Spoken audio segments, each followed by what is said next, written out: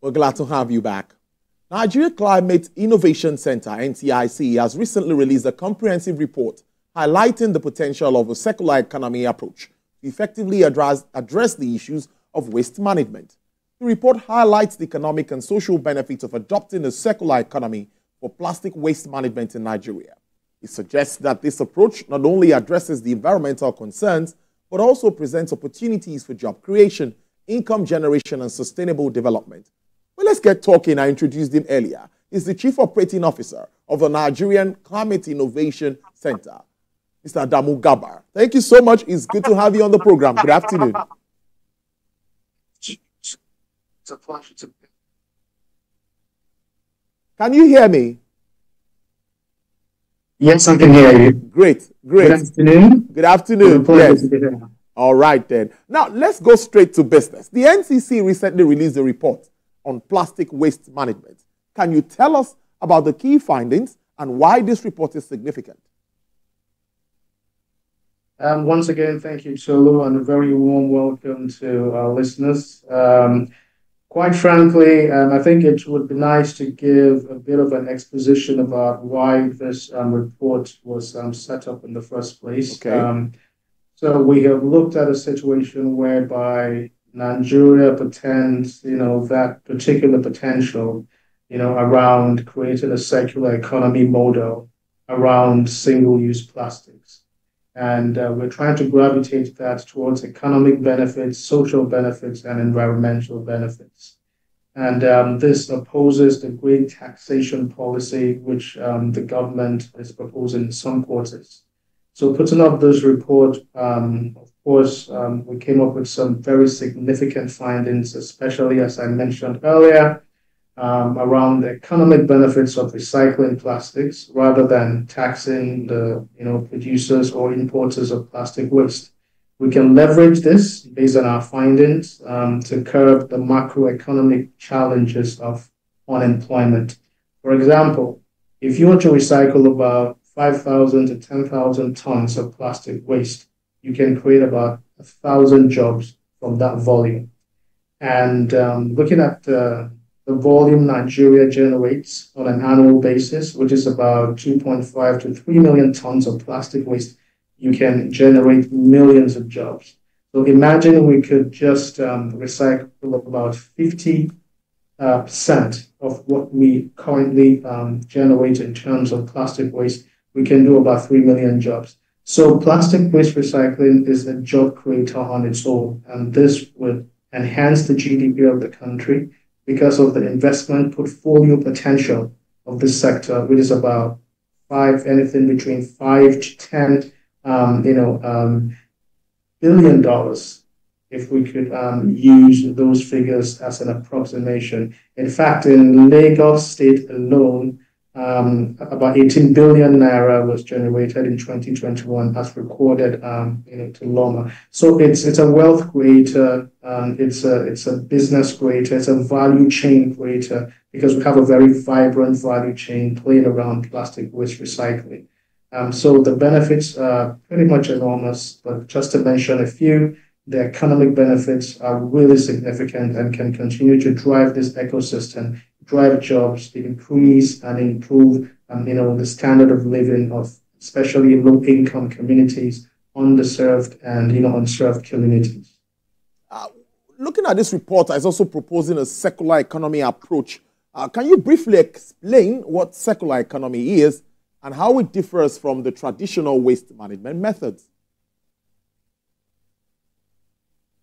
Well, there's so many textbook definitions of circular economy, but without using all the technical terms, the NCIC, we describe a circular economy as a process of seeing waste as not waste, but rather a resource to create other products. We consume, for example, beverages from plastic bottles, and what happens to that plastic bottle? Do you throw it away? How responsible do you dispose your waste, and what do you use it for if you are not disposing it? So the process of either recycling, reusing, or upcycling the waste component of what you have consumed is a circular activity. And a summation of all of that in all quarters, from our businesses to our households to the way we live and work, is a circular economy. How do manufacturing organizations or companies dispose of their waste? Do they plow back the waste products emanating from their production process back into the production line? So all these are circular models where you use waste as a raw material to create other applications or products. So the lifespan of products are elongated, and you would have a very efficient and sustainable waste management process or model, in the long run. Meanwhile, of course, our traditional waste management system is not sustainable at all, and that's why you find landfills, littered around the country, and nothing is being done on, managing, that waste into something, purposeful or advantageous to the economy. Here, we believe that plastic waste recycling through a circular economy model will gravitate, Nigeria into a lot of economic benefits, especially for the people who are deserving, of, living better, earning income that is sustainable in the long run. So we burn waste in the, traditional form of managing waste, which is very harmful to the climate, to the atmosphere, which we, in all sense of, things are trying to avoid. Talking about the green taxes on plastic use, this report criticizes it. Why is the NCIC advocating for a different approach? In a way, I think I've answered a bit of that in my earlier submissions. So the green taxation model, quite frankly, doesn't address the plastic waste management system. In green taxation, you are taxing those that are perceived to be responsible for producing products that are probably harmful or seen harmful to the environment. As I said earlier, yes, we will not shy away from the fact that there is a high volume of plastic waste generation in the country. But what processes and what models are we leveraging to transform those plastic waste generated volumes into something, economically beneficial? Green taxing or green taxation will not do that. So if you're going to depend on green taxation, you're increasing the OPEX, the operational expenditure, or the operational exposure in terms of money of the importer or the producer, and that cost will be passed down, obviously, to the consumer. And with consumers consuming less, that could affect the plastic volumes in terms of waste generated from it, and also trickling down to the value chain that leverage that particular resource to earn a living. So we still have so much in circulation at the moment, which hasn't been recycled, and we strongly believe that that would really impact, those who play within that space, especially as regards, recycling and all the activities, across the plastic waste recycling value chain. So the green taxation is just tax, as far as we see it, but does not address the real problem of, ensuring we have sustainable environments where what we generate as waste can be transformed into economic benefits. Great stuff there. You've talked about jobs and all the opportunities here, but this report also highlights several benefits of circular economy model. Can you elaborate on the economic and environmental advantages of this approach?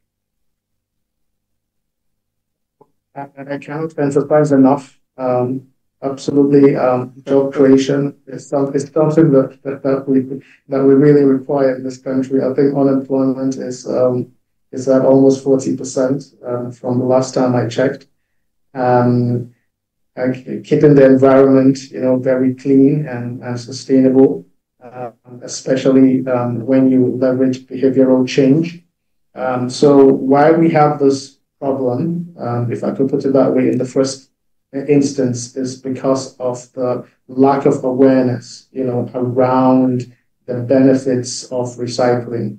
And if you're not aware, it means you cannot incentivize your action. So if you collect, a large quantum of plastic waste and you know where to sell it off and make money off it, and other incentives which are being practiced around the world. So imagine if Cholu could pay for his transportation with plastic bottles. Imagine if Cholu could pay the school fees of his children with plastic bottles. Or imagine, just using plastic bottles as a medium of exchange for services, going to watch a movie and things like. I mean, these are things that are possible. But we know that yes, the journey of 1,000 miles begins with that single step, and we're taking the right step to continue to advocate. There are numerous social and environmental benefits to this. So while you're keeping the environment and the planet clean and safe, you're also making money off recycling the plastic waste that that environment generates through the consumption pattern of me and you. So behavioral change campaigns through very serious advocacies like what we're doing right now is a huge step and a very actionable step in achieving, our goals, in the long run. So the economic benefits to us is the job creation, the wealth creation, the improvement, in the standard of living, sustaining a value chain that is vibrant, that is well recognized, especially within or between the informal and the formal sector. And I can amuse you by telling you that over 70% of the plastic waste that you see being recycled is being sourced by the informal sector, which needs to be paid attention to because they are, the real heroes and the drivers, of this ecosystem. So these are people who leverage heavily on this particular space, and by all means, this space should, be sustained and is a viable, space for those who understand how to take advantage of it, unlock opportunities, and continue to be very successful at what they do. On the social aspect, if we can all understand what the benefits of circular economy holds in terms of disposing our waste, much more responsibly, and sourcing waste, from sorting your waste from source makes recycling, easier for those who collect, those waste components for recycling. And obviously from the environmental part of things, the environment is kept cleaner, healthier, and, we're keeping the entire planet very sustainable. Very interesting. Time is almost up now, but you took my next question already, the economic opportunities. You've highlighted that too. But let me ask you about collaboration and who are the key stakeholders you need to work together with to implement a circular economic model? So for stakeholders, I would say everyone is a stakeholder, from those who generate the waste, me and you, to private sector, public sector. And we also look at academia as a very important part of, the stakeholder community. We also have, associations, that are very much into regulating to a large extent, the activities of the waste-picking community, like the Recyclers Association of Nigeria. There's also a waste, picking, association, here in Nigeria. And NGOs like ourselves, are stakeholders as well. So the whole idea is having these stakeholders work inclusively through their programs, their incentives or interventions to drive policy, to make government understand and see that this is a viable sector that needs to be supported, and green taxation isn't the way to support this ecosystem, to rather affect this ecosystem very negatively, and in the long run, it wouldn't be a viable sector. Looking ahead, how can Nigeria position itself as a leader in the circular economic initiatives within Africa? Let's wrap up on that note. Okay, so let's go back to policy. In making policies, the key players playing within that space would have to be part of those who are putting together these policy indicators. So the policy would have to be very practicable and sustainable as well. And if you don't have the right people who are in the room to create the policies that will affect the space that they play in, it means you're creating policies hoping that it will work. So policies are not created on hope, they are created on actionable steps. We have to continue to, research, in innovations, that are being practiced around the world and what works. And we have the resources, which is the waste itself, because Nigeria is the waste capital of Africa, and it's confessed that's what we're being called. So if we can transform that, into opportunities, we would be able to enjoy a lot of benefits. So this has to come from bottom up. We have to, gravitate the concept and the education and information around waste management, recycling of plastic waste, from schools, from people at, from young lads, at a very tender age. So they grow with, that environmental responsibility of, recycling. And that way we're building, a sustainable future for our children and our children's children. So that is what we want to achieve, and we hope that the green taxation would not, overcome that. Thank you. Yes, we'll keep a tab on this, and of course, as events unfold, we'd like to have you again to speak around issues around this very important sector. I would like to talk about it now, the Climate Innovation Center and your activities and how it has to do with the circular economy. It's very important we look that route, and I agree with you. Mr. Damugaba is the Chief Operating Officer of Nigeria Climate Innovation Center. Thank you for your time. Thank you.